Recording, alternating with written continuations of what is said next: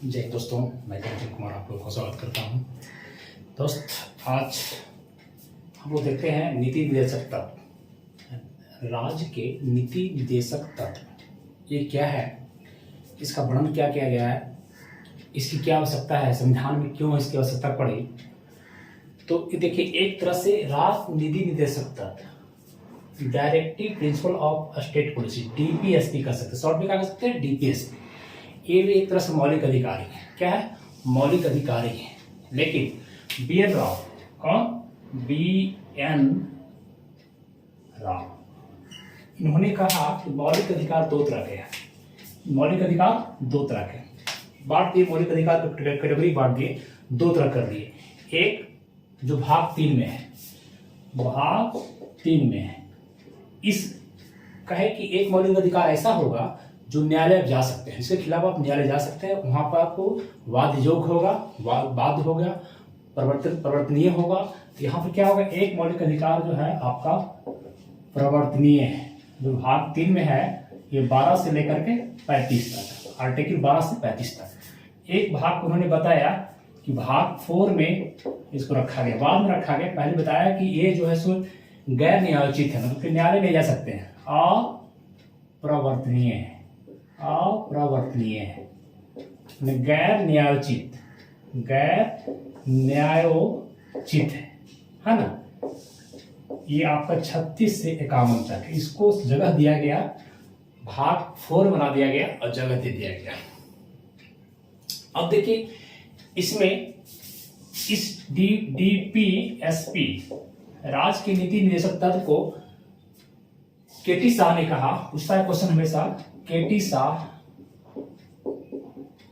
शाह ने कहा चेक एक ऐसा चेक है, एक ऐसा चेक है जो लिखेगा आप लोग, एक ऐसा चेक है जो बैंक की सुविधा के अनुसार दिया जाता है, जो बैंक की सुविधा के अनुसार अदा किया जाता है, अदा किया जाता है।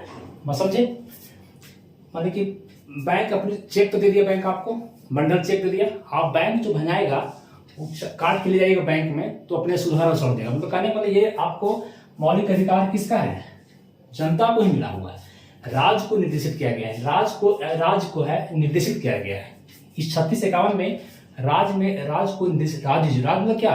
राज्य मतलब कोई यूपी बिहार नहीं भाई, झारखंड नहीं, राज्य मतलब केंद्र, राज्य सरकार, एक सरकार को निर्देशित किया गया है कि ये सब आप जो है 36-51 जितने आर्टिकल हैं उसको पालन करवाने का प्रयास करें।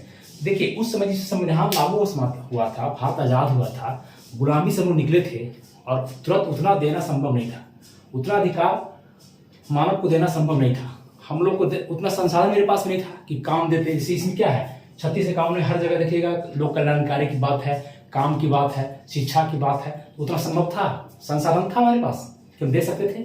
नहीं।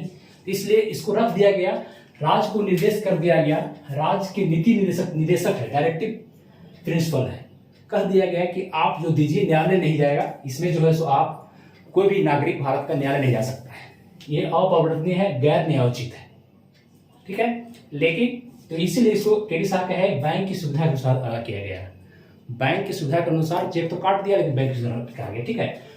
और एक केसी वेयर का पूछता है, केसी वेयर, इन्होंने बोला डीपीएसपी को धार्मिक उपदेशों की संज्ञा दी, ठीक है, धार्मिक उपदेशों की संज्ञा दी। और टी कृष्णामाचारी इन्हें बोला भावनाओं का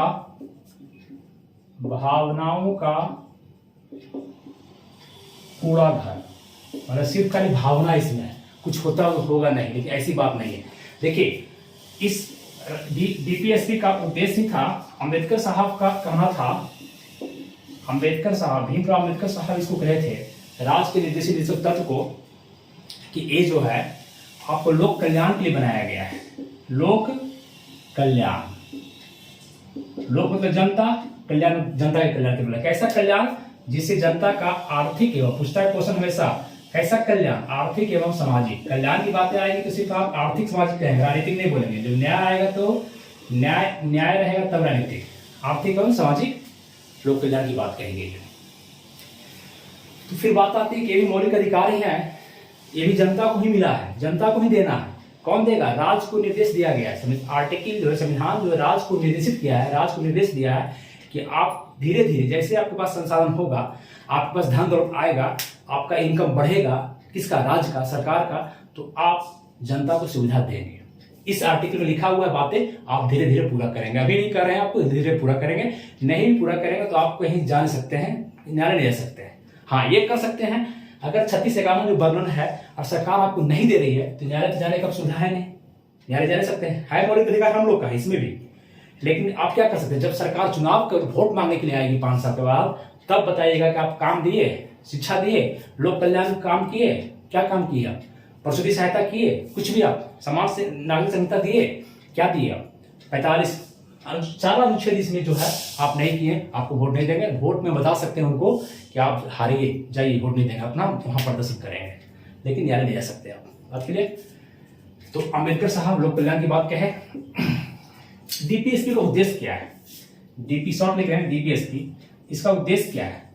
क्या उद्देश्य, किस उद्देश्य से इस आर्टिकल को लाया गया? 3651 जो लाया गया, 3651 किस उद्देश्य से लाया गया? तो उद्देश्य है ही लोक कल्याणकारी राज्य की स्थापना। लोक कल्याणकारी राज्य की स्थापना, राज्य की स्थापना की जाए। ठीक है, लोक कल्याणकारी राज्य की स्थापना करने का इसका ही मेन उद्देश्य है। और लोक कल्याणकारी राज्य कैसा होना चाहिए? जिसमें सामाजिक, आर्थिक एवं राजनैतिक तीनों न्याय मिले। लोग को इस आधार पे सामाजिक, आर्थिक, राजनीतिक मिले। प्रतिष्ठा, अवसर की समानता मिले। प्रतिष्ठा, आय, अवसर सबको देने का प्रयास करें। इस आधार पे, ये दोनों आधार पे, एक आधार होगा सामाजिक, आर्थिक, राजनीतिक आधार, और एक हुआ प्रतिष्ठा, आय, अवसर सबको मिले। आप प्रयास कीजिए, राज्य को कह रहा है ये संविधान कि आप प्रयास कीजिएगा कि सबको लोक कल्याण हो, लोगों कल्याण के राज्य की स्थापना आप कीजिए। धीरे धीरे धीरे धीरे जब तक कीजिए, करने का प्रयास कीजिए आप। ठीक है, इसका उद्देश्य था। इतनी बातें क्लियर हो गई। ये सारा समझ गए क्या है DPSP? Directive principle of state policy क्या है, समझ में आ गया? किस लिए उद्देश्य है? ये भी मौलिक अधिकार है, राज्य को निर्देशित किया गया है। सारी बात क्लियर। अब हम आर्टिकल देखते हैं कि 36 से 51 तक आखिर वर्णन क्या है ना? चलिए इसको मिटाते हैं, फटाफट देखिए। 36 में क्या है? 36 में है राज्य की परिभाषा। यहाँ पर कभी कभी बच्चे के स्टूडेंट क्या करते हैं, सोचते हैं डीपीएसपी का परिभाषा है। डीपीएसपी की परिभाषा नहीं है। अनुच्छेद 36 इसमें राज्य की परिभाषा है। जिस प्रकार से अनुच्छेद 12 में आपको बताया था मौलिक अधिकार में राज्य की परिभाषा, राज्य क्या है? संसद है, सरकार है, राज्य सरकार है, बैंक है, ओएनजीसी है, इलेक्ट्रिक बोर्ड है, ये सब सरकार है, कुछ निजी इकाइयां भी है। उसी प्रकार से राज्य क्या है, राज्य की परिभाषा में बताया गया है, ना कि डीपीएसपी की परिभाषा। ठीक है, राज्य की परिभाषा बताया गया है। 37 में क्या है? अनुच्छेद 37 इसमें है कि न्यायालय में प्रवर्तनीय नहीं है, मतलब वाद योग नहीं है, न्यायालय नहीं जा सकते हैं आप। सीधी सी बात है, न्यायालय आप नहीं जा सकते, इसे वर्णन किया गया है। आप 36 से 51 आर्टिकल को लेकर के न्यायालय आप नहीं जा सकते हैं, ये आपका अधिकार नहीं है। वोट में बता सकते हैं उसको, चुनाव में हरा सकते हैं सरकार को, राज्य को। तो पहला क्या है? राज्य की व्यवस्था। इसमें क्या है? 38 अनुच्छेद 38 आप लगाएंगे। अनुच्छेद 38 लोक कल्याणकारी राज्य की स्थापना। लोक कल्याणकारी देखिए गलत लिखाएगा, राज्य की स्थापना। लोक कल्याणकारी राज्य की स्थापना। ठीक है, किस आधार पे? सामाजिक एवं आर्थिक आर्थिक, यहां दो ही चीज रखिएगा। कैसा राज्य? आर्थिक एवं सामाजिक। ये हमेशा क्वेश्चन करता है, राजनीतिक यहां मत जोड़ेगा। आर्थिक एवं सामाजिक। इसी लोक कल्याणकारी 38 के तहत ये योजना है। इसी के लिए, इस काम के लिए सरकार इस काम को कर सके, लोक कल्याण करे, प्लानिंग बना सके लोगों के लिए, योजना आयोग का गठन किया गया था।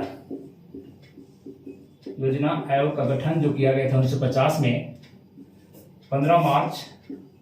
अब है कि नहीं है? नहीं है, अब समाप्त कर दिएगा। इसके जगह क्या आ गया? नीति आयोग आ गया। क्या आ गया? नीति आयोग आ गया, है ना। इसके अध्यक्ष प्रधानमंत्री होते हैं। तो एक योजना आयोग बनाया गया, क्यों? कि राज्य को लोक कल्याणकारी बनाया जाए। मतलब धीरे धीरे संविधान भी चाहता है, राज्य चाहता है, सरकार चाहता है कि जनता का भलाई हो, इसके लिए काम करते रहेगी। अभी तक काम कर रही है इस पर। ऐसा नहीं कि 36-51 अनुच्छेद जो है पूर्ण हो गया, सबको मिल गया, अभी तक नहीं, बहुत सारा अभी नहीं मिला।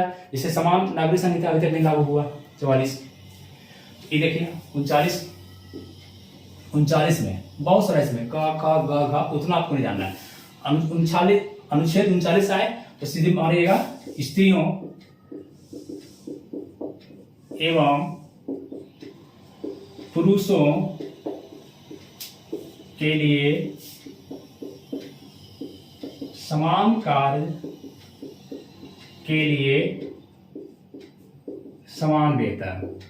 ठीक है, समान कार्य के लिए स्त्री और पुरुष कोई भी हो, दोनों अगर कोई काम में कंपनी में लगे हुए हैं, कोई कंपनी में काम कर रहे हैं, दोनों को अगर एक काम में लगे हुए तो एक ही वेतन मिलना चाहिए। ये नहीं कि आप ये राज्य काम करेगी, ये राज्य का दायित्व बनता है, राज्य को आपको मौलिक अधिकार दिया हुआ है कि ये जनता के लिए काम आप करें, करना होगा। नहीं करेगी सरकार तो मान लीजिए स्त्री को ज्यादा नहीं दी वेतन, पुरुष को ज्यादा वेतन दी, सपोज दैट मिल गया। अब जो काम कर रही स्त्री खिलाफ हो जाएगी तो न्यायालय जा नहीं सकते, आप कोर्ट तो जा नहीं सकते, तो क्या करेगा आप बताइए, क्या करेंगे?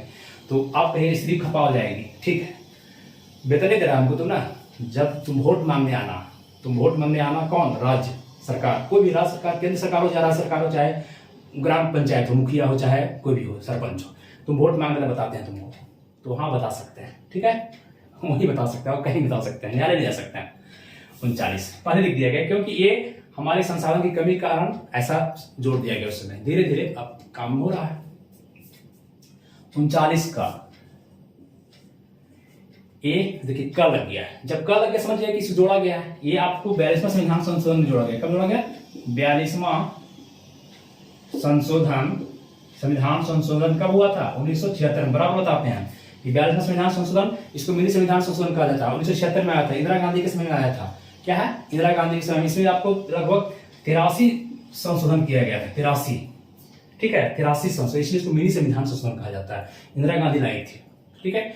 किसके समिति पर? सरदार स्वर्ण सिंह समिति के सिफारिश पर, स्वर्ण सिंह समिति सिफारिश की थी, उस पर लाया गया था। 42वां संविधान संशोधन के तहत लाया गया था। इसमें है क्या? 39 का जोड़ दिया गया था। क्या है? 39 तो था ही, 39 का क्या जोड़ा गया इसमें? इसमें जोड़ा गया कि समान न्याय, सभी जनता के साथ समान न्याय एवं निःशुल्क कानूनी सहायता। देखिए कितना मजेदार चीज है। समान न्याय करेंगे, हम अगर मर्डर करें, चाहे एक और गरीब आदमी करे या कोई अमीर आदमी करे, मुकेश अंबानी करे, चाहे कोई करे, है ना, तो उसके साथ समान न्याय होना चाहिए। और निःशुल्क कानूनी सहायता होता है। देखते हैं निःशुल्क कानूनी सहायता मिलता है आपको। अब जाते हैं थाना केस करने ले तो आपको मांगता है पैसा, अरे ऐसा तो मांग ही लेता है, FIR करने में प्रयास कर लेता है, लेकिन निःशुल्क है। कोर्ट में जाते हैं, कोर्ट में फी लेता है। प्राइवेट वकील रखेंगे ठीक है, लेकिन सरकारी वकील जो होता है वो पैसा नहीं लेगा आपसे। लेने का तो हर जगह ले लेता है यार, लेकिन हमारा संविधान में वर्णन है कि निःशुल्क कानूनी सहायता होना चाहिए। उस थाना प्रणाली को बताइए, मौलिक अधिकार 39 का बताइए आप, लेकिन मानेगा नहीं, काम ही नहीं करेगा आपका। जाइएगा ब्लॉक में, कोई काम ही नहीं करेगा, है ना, कोई कानूनी सहायता मिलेगा नहीं, इसलिए मजबूरी है, देना पड़ता है। 39 का हो गया। 40 में क्या है? आर्टिकल 40 अनुच्छेद 40, इसमें आप जानते हैं ग्राम पंचायत। क्या है? पंचायत। उस समय पंचायत जब संविधान लागू हुआ 26 जनवरी 1950 को, जिसमें DPSP दिया गया 36 से 51 तक, उसमें पंचायत तो था नहीं, तो पंचायत की बातें कर दी गई थी कि पंचायत गठन किया जाएगा, भविष्य में सरकार पंचायत गठन करेगा। पंचायत गठन हुआ नहीं था। 26 जनवरी 1950 से कोई पंचायत नहीं आया था। तो इसी के तहत आपको ग्राम पंचायत 73वां संविधान संशोधन, आप कीजिएगा 73वां संविधान संशोधन 1993 में आया था, 1993 में ग्राम पंचायत, है ना, ग्राम पंचायत। और 74वां संविधान संशोधन नगर पंचायत, है ना, नगर पंचायत जोड़ा गया 93 में। तो इसके तहत ही आया, किसके तहत, 40 के तहत।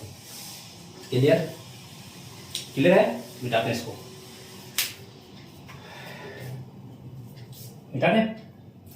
मजा लेकिन ये सब मजेदार चीज है, जितने भी आर्टिकल है, अगर उबाऊ लगेगा तो मजा नहीं आएगा। अगर लगता है कि हमको इच्छा है जागने का कि 40 के बाद सर क्या बताने जा रहे हैं, 40 के बाद 41 में क्या है, 42 में क्या है, इस तरह से अगर जागरूकता है तो मजा आएगा, और नहीं तो फिर बोरिंग हो जाता है। क्या हो जाता है, बोरिंग हो जाता है। आइए 41 को देखें हम लोग।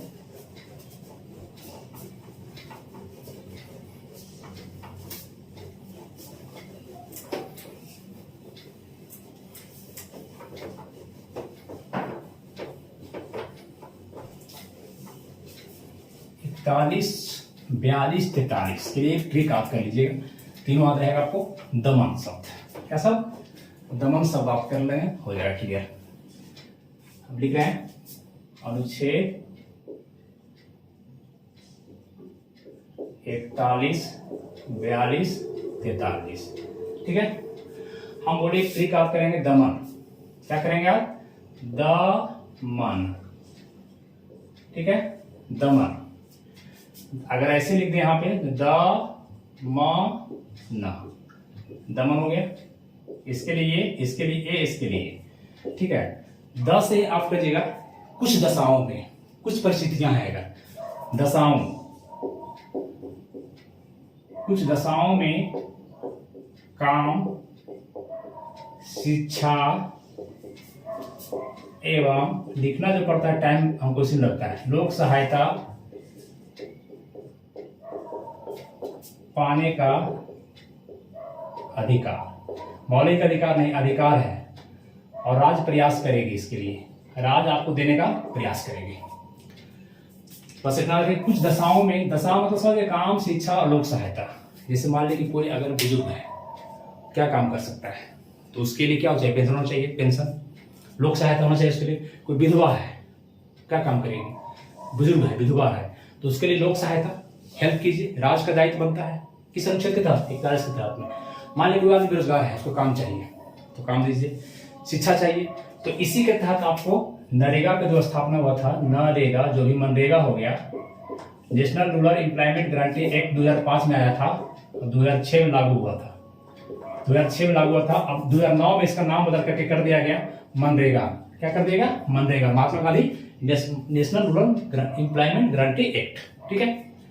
महात्मा गांधी नेशनल, देखिए इसका नेशनल और रूरल एम्प्लॉयमेंट गारंटी एक्ट 2005 में अधिनियम आया था, संसद में पारित हुआ था, 2006 में लागू हुआ, ठीक है। 2009 में इसका नाम मनरेगा कर दिया गया। इसी के तहत, इसी आर्टिकल के तहत आपको सरकार काम किया, इसी के तहत आपको वृद्धा पेंशन मिलता है, इसी अनुच्छेद के तहत 41 के तहत ही आपको विधवा पेंशन मिलता है ना। इसी के तहत आपको शिक्षा के लिए लोन वगैरह मिलता है, तो काम मिलता है, काम नरेगा के तहत मिला, ये सब आपको मिलता है। ब देखिए, म क्या है, मानवोचित, मानव के लिए, मानवोचित विकास, मानवोचित एवं प्रसूति सहायता। आप समझे, मानवोचित, मानव पे जो उचित हो वो काम होना चाहिए। प्रसूति सहायता मतलब प्रसूति समय प्रेग्नेंट महिला अगर प्रेग्नेंट है तो उसको सहायता, बच्चे के लिए प्रसूति नहीं, प्रसूति सहायता, जो प्रेग्नेंट महिला है उसके लिए सहायता होनी चाहिए, हेल्प होनी चाहिए। हर जगह देखिए आप, आपको हर जगह उसकी सहायता, उसको पैसा दिया जाता है, प्रसूति सहायता के लिए दिया जाता है कि नहीं, अस्पताल में आपको फ्री इलाज होता है, ये सब आपको चलता है। न से क्या है, द माना, न से ध्यान दीजिए, न से आपको है निर्वाह मजदूरी, न से आप रखेंगे निर्वाह, सिर्फ आप याद रखें निर्वाह, बस मजदूरी मतलब किसी को भी ऐसा मजदूरी दें कि उसका जीवन निर्वाह हो सके, जीवन यापन हो सके, निर्वाह हो सके, है ना बात, निर्वाह हो सके, ठीक है, निर्वाह मजदूरी देना। और इसमें आप कर सकते हैं कुटीर उद्योग का विकास, गांधी जी इसका भक्त थे, गांधी विचारधारा आएगा कुटीर उद्योग का विकास, है ना, गांधी जी इसका पूरा भक्त थे, इसलिए इसी में जुड़ गया है। 41 बजाय 43 क्लियर। आगे बढ़े। 43 का देखिए, जैसे आया 43 का, इसका मतलब है का बोले या ए बोले, एक ही बात है, या रोमन में एक बोले, सब एक। इतना लिखेंगे तो दिक्कत हो जाएगा, सब एक ही है। तो 43 का हम यहाँ लिख सकते हैं आप इतना भी, ठीक है। 43 का सब जगह वही। तो फिर आपको जो बताया अभी 39 का, तो वहां भी कीजिए ए। तो 43 का में आपको जोड़ा गया ए, 42वां संविधान संशोधन। ये भी 42वां संशोधन में 39 का जोड़ा गया, 43 का जोड़ा गया और 48 का जोड़ा गया। 3 को आर्टिकल आपको इस डीपीएसपी में जोड़ा गया। किसमें जोड़ा गया? डीपीएसपी में जोड़ा गया, है ना। 43 का में क्या है? उद्योगों के प्रबंधन में कामगारों का आपका भागीदारी। उद्योग जो है, उद्योगों के प्रबंधन में कर्मगार जो है, काम करने वाला, उसका भागीदारी होना चाहिए। कर्मगारों का भागीदारी, ठीक है, कर्मगारों की भागीदारी। 43 का क्या? उद्योगों के प्रबंधन में, मैनेजमेंट में, कोई भी इंडस्ट्री है उसका मैनेजमेंट में कर्मगारों की भागीदारी होनी चाहिए, ठीक है। 43 का। अब आइए 44। क्यों नहीं चल रहा है भाई?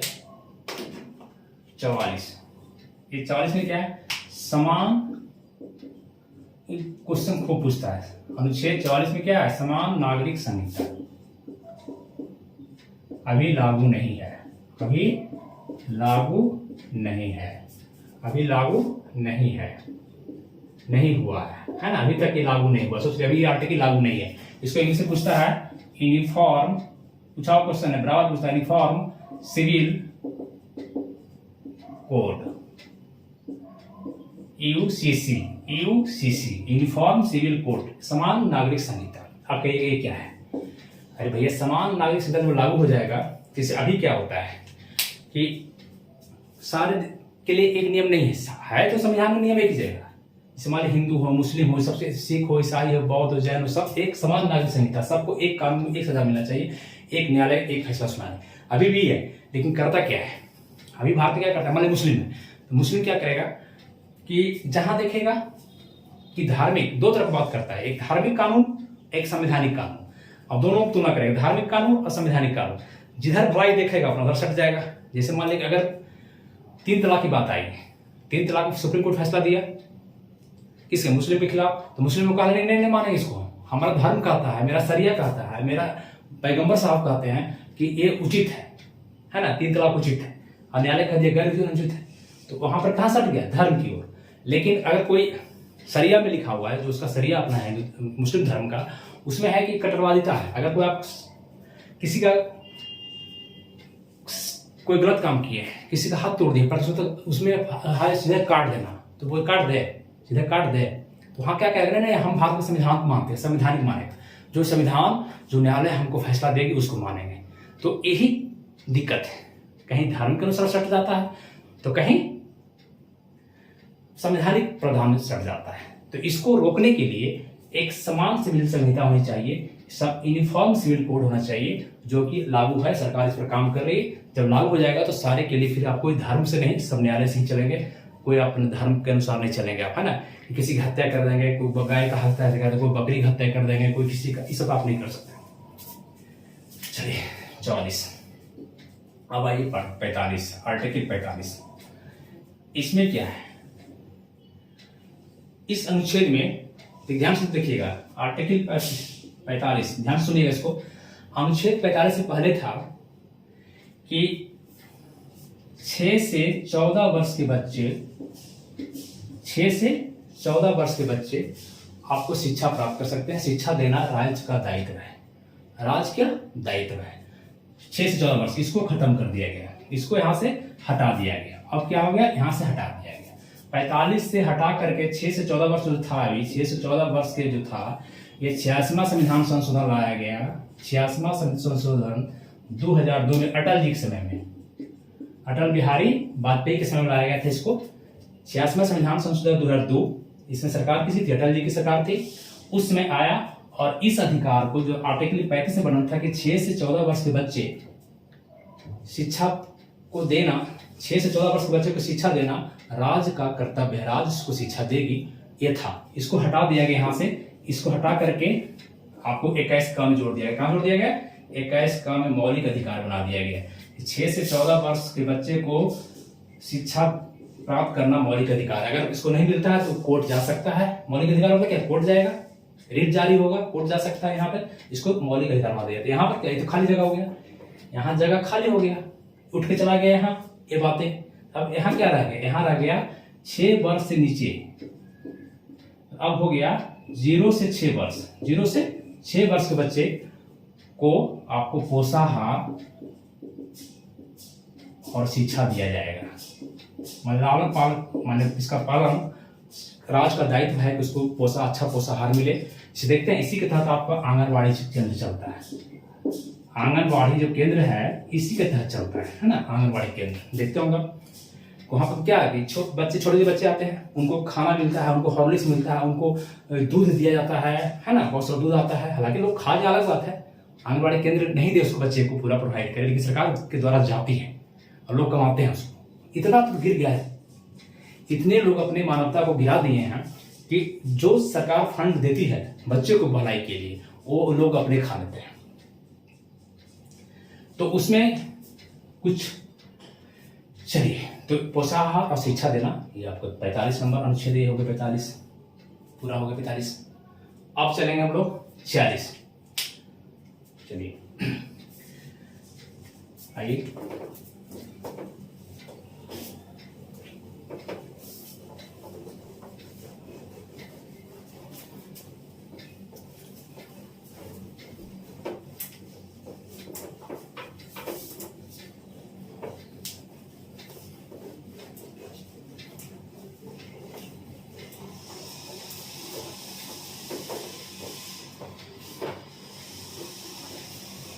नहीं तो छोड़ दीजिए, आज नेक्स्ट क्लास लंबा हो जाएगा वीडियो।